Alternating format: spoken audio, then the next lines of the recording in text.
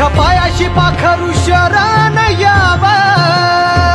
तुझ्या नामानं काळीज भरून जाव, तुझ्या गुणाचा पवाडा